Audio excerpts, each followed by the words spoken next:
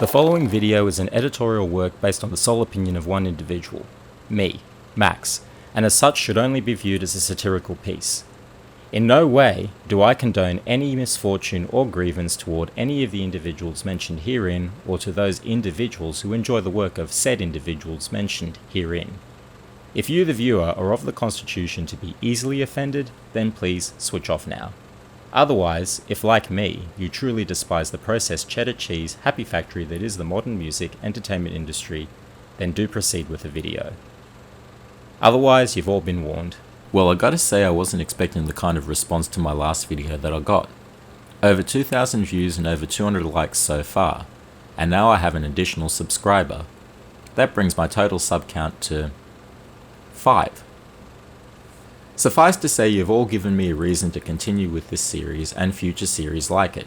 However, my goal is to hit 1,000 subs at least this year. What does that mean for me? Well, it means that my offbeat deadpan sense of humour will be rewarded with monetization. That results in even more of this in the future. Yay all of us, right? Now, on with the show. What can be said about this man that hasn't already been said? He's bold, he's brash, he's British. He acts, sings, voiceovers, appears in ads, hosts his own late night show, and all of these things he does, well, to be honest, in my opinion, totally f***ing horribly.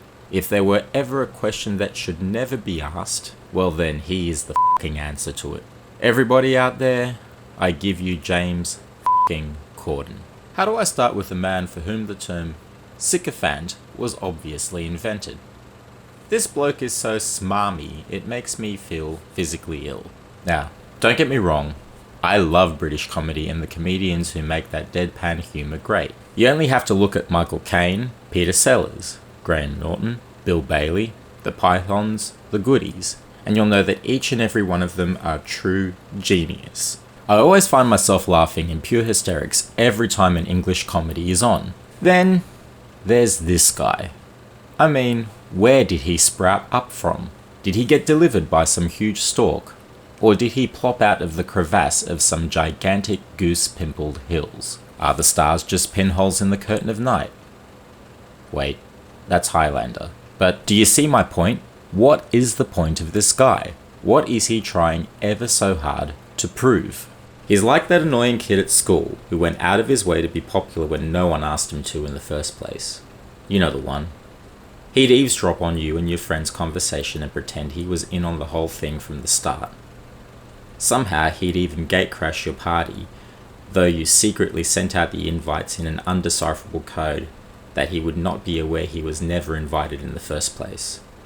When it came time for your school's reunion, he'd hang out the hall every day and night in the hopes he'd see one of you in camouflage and army fatigues trying to sneak in past him. Let's face it, nothing screams pathetic desperation more than a "hey, look at me and like me pretty please" suck up. You can all obviously see where I'm going with this, but I will get there, I promise. Firstly, can someone please tell me how did this guy get so popular? Secondly, my dear Gott in Himmel, he's everywhere. If he's not on Doctor Who, he's a troll. Oh, and he voices a troll too. If he's not parting an ocean of livestock in a spine-crawling ad, he's voicing Peter f***ing Rabbit in not one but 2 movies.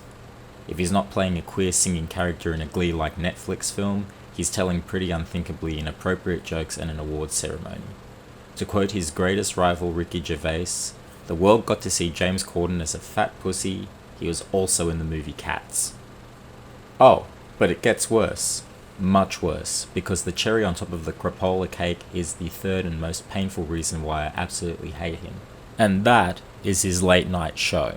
I think I can pinpoint the exact moment my dislike for Corden began, and that was his Every Movie in a Minute or something like that sketch where he acted out with Arnold Schwarzenegger all his films in front of a blue screen. And to put the nipple clamps on the tortured body that symbolizes spine-tingling, cringe-worthy, free-balling, creepy Uncle Yuckfest 2021, then oh my Buddha, it's carpool karaoke. It's a segment that's so schmaltzy, so gooey, so, let's be frank, Dutch ruddery, it makes me want to vomit everywhere, every time I see it. And all of them, the musos that is, are lining up to be on it. Sia, Adele, the Chili Peppers. I mean, the only one who has enough sense not to do it is Bryan Adams. I believe the French expression for this is cordon bleu. Look, let's be fair. I can see why Hollywood loves this guy. He is after all a brown noser.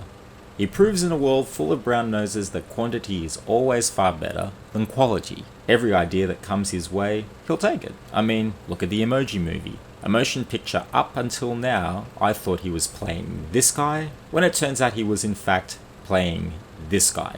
I'd like to take a moment to reference one of my all-time favourite actors, and that is Scaramanga himself, Sir Christopher Lee. If you look him up on Google, you'll see he made over 133 movies. That's a lot. If you look up James Corden on Google, he's currently sitting at 41.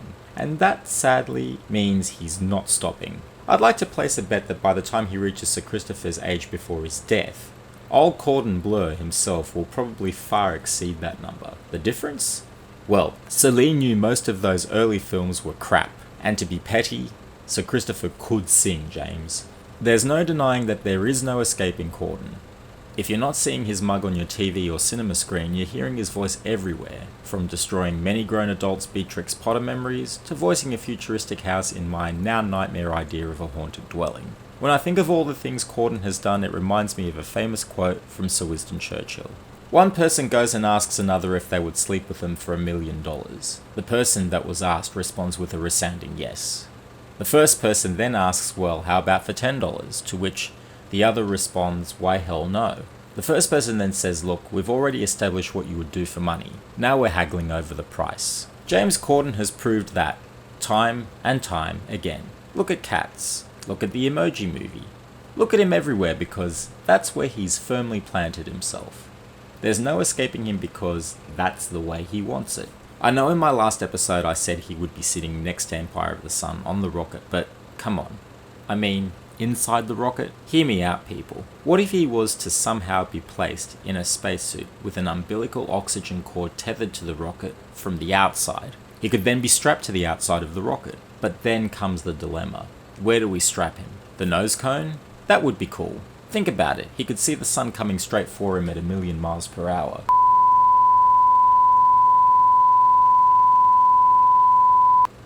That's it for now. Thanks as always for watching, and please, if you are a sane person who knows that all this is just me pissing at the wind and venting in a dark comedic fashion, then don't forget to subscribe, like and comment. Take care and bye for now.